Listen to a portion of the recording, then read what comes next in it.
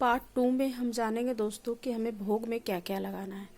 तो जैसे कि फल फ्रूट तो जो आपका होता है वो लग गया। ड्राई फ्रूट आप लगा सकते हैं। किन्हीं के हस्बैंड बाहर रहते हैं, वो नहीं यहाँ पे रहते हैं, तो उनके लिए आप ड्राई फ्रूट लगाएं जो कि महीने दिन तक के वो अच्छे से रहता है। सूखा मिठाई लगाएं, सूखा बर्फ़ी लगाएं, दूध से बने हुए बर्फ़ी बहुत सारी आती है तो वो लगाएं ताकि वो लंबे अरसे तक थोड़ा चलता है, तो आप वो लगा करके रखें। तो सबसे इम्पोर्टेंट वो है।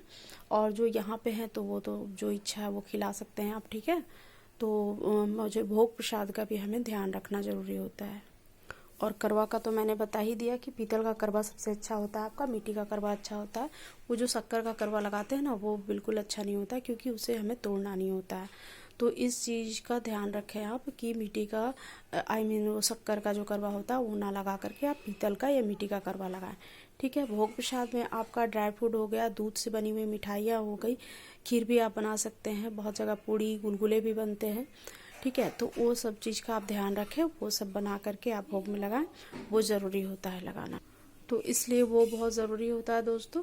तो वो ध्यान रखें कि आपको दूध से बनी हुई मिठाई का भोग लगाए, फल फ्रूट लगाए, ड्राई फ्रूट लगाए, खीर बनाए, और इसमें गुड़ से बने हुए गुलगुले और पूड़ी का भी भोग लगता है। बहुत के यहाँ वो नमकीन क्या बोलते हैं उसको, मैदे से बनी हुई होती है, वो भी भोग लगता है। तो उन सब चीज़ों का आप ध्यान रखें। जैसे कि ये खाजा है, ये भी मैदे से बनी होती है, शक्कर से बनी होती है, तो इसका भी भोग लगता है। तो इन सब चीज़ों का भोग लगाए आप, ठीक है। और स्पेशली खीर, पूड़ी और गुलगुले, ये 3 चीज़ इंपॉर्टेंट होता है जो आप बना के लगा सकते हैं। चावल का खीर आप नहीं बना सकते हैं तो साबूदाने का भी खीर को बना के आप भोग लगा सकते हैं। बहुतों का कमेंट था कि चावल का खीर अगर नहीं बना सकते हैं दी तो आप साबूदाने का भी खीर बना सकते हैं, क्योंकि उजला चीज़ उसमें सिर्फ रहता है इम्पॉर्टेंट, उससे ज़्यादा और कुछ नहीं। आप चावल का बनाएं या साबूदाने का बनाएं, दोनों में से कोई भी खीर बना सकते हैं। बहुत कुछ भी नहीं है तो आप मखाने का भी खीर बना सकते हैं। और आप पूजा करते समय ध्यान रखें कि ये जो दोनों करवा है आपका, ये करवा को हमें इस तरीके से सेटिंग करना है। इसका जो ये रहता है ना, ये चीज़ डंडी, वो आपका इस साइड रहेगा, ठीक है। और इसे भी इस प्रकार से लगाना है।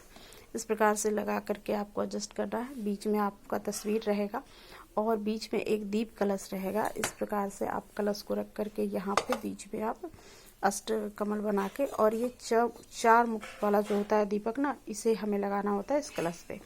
तो आप ध्यान रखें। और नारियल का कलश हमें साइड में लगाना होता है। जैसे ये देखिए नारियल का कलश है, तो इसे हमें यहाँ साइड में आपको लगाना है, ठीक है। लाइट चली गई। ये देखिए यहाँ पे आपने लगाया है, यहाँ साइड में आपका नारियल कलश हो जाएगा।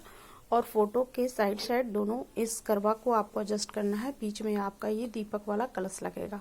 क्योंकि चतुर्दशी है तो गणेश जी की पूजा इसमें सबसे इम्पोर्टेंट होती है। पूजा गणेश जी की तो सभी में होती है इम्पोर्टेंट, लेकिन आपको इसमें ज़रूरी से आपको गणेश जी का सबसे पहले यहाँ पे दीप कलश जो लगा है ना, इसके यहाँ पे आपको पान पे आपको गणेश जी को विराजमान करना होता है। आप छोटे से गणेश जी को भी यहाँ रख करके विराजमान करके पूजा कर सकते हैं। उन्हें अनाज पे भी बैठा सकते हैं, बहुत जगह गेहूं पे बैठाते हैं, बहुत जगह चावल पे बैठाते हैं। आप पान के पत्ते पे भी बैठा सकते हैं। सुपारी से जो बनता है उससे भी गणेश जी को बैठा सकते हैं, या छोटी वाली मूर्ति आती है वो भी आप रख सकते हैं, ठीक है। तो ये ध्यान रखें, गणेश जी का पूजा सबसे ज़रूरी होता है। और सब पूजा से पहले आपको गणेश जी का पूजा करना है, फिर इस कलश का पूजा करना है जो नारियल का कलश है। इस प्रकार से इस नारियल को लगा करके आपको पूजा करना है। फिर आपको दीप कलश का पूजा करना है, और उसके बाद आपको करवा का पूजा करना है। फिर आपको जो करवा चौथ का तस्वीर होता है उसको पूजा करना है। करवा चौथ में इम्पॉर्टेंट वही 4 बाती वाले दीपक बहुत ज़रूरी होती है, जो आप दीप कलश इस प्रकार से आप गणेश जी के सामने ये 4 बाती वाले दीपक आप लगाएंगे, ये सबसे इम्पॉर्टेंट होता है। माता को मीठे पान का भी भोग लगता है, तो आप वो भी लगाएं, आपके पास है तो आप वो भी लगाएं। बाकी जो भी आपको श्रृंगार का सामान चढ़ाना है, तो एक सासू माँ का चढ़ाना है, एक माँ पार्वती को चढ़ाना है, वो आपके लिए होगा। पंडित जी के लिए, जो पंडित जी अगर आते हैं कथा सुनाते हैं, तो दक्षिणा बहुत ज़रूरी है उनके लिए निकालना, दक्षिणा निकालना है। और दक्षिणा आपको भगवान के पास भी चढ़ाना है। अगर किसी चीज़ की कमी रह गई हो तो वो दक्षिणा आपका पूरा कर देता है। तो अष्टकमल बना करके आप कलश को विराजमान करें, फिर दीप कलश का प्रज्वलित करें, फिर आप ये करवा को स्थापित करें। फोटो यहाँ लगा के साइड करवा को स्थापित करें, इस पर प्लेट रख करके चावल भर दे और दोनों पे एक एक दीपक लगा दे, वो 1 बाती की दीपक होगी। तो इन सब बातों का ध्यान रखें दोस्तों। और जो छोटी छोटी जानकारी थी मैंने दे दी है, कुछ कमी रह जाए तो आप कमेंट में पूछ सकते हैं। मेरी तरफ से सबको राधे राधे। और चांद का पूजा करने के लिए आप चांद का जो पूजा करते हैं तो आप एक थाली में स्टील का थाली ले लें, उसमें एक चांदी का सिक्का रख लें। चांदी का सिक्का अगर ना भी है तो आप एक सिक्का रख लें और चांद का आवाहन करके फिर आप चांद की पूजा करें। बहुतों का कमेंट था कि चांद को पूजा करने के लिए, तो चांद को पूजा करने के लिए हम लोग वैसे ही करते हैं, एक थाली में जल को रख करके चांद का आह्वान करते हैं और फिर उन्हें 7 फेरा लगाते हैं, उनका पूजा करते हैं प्रॉपर।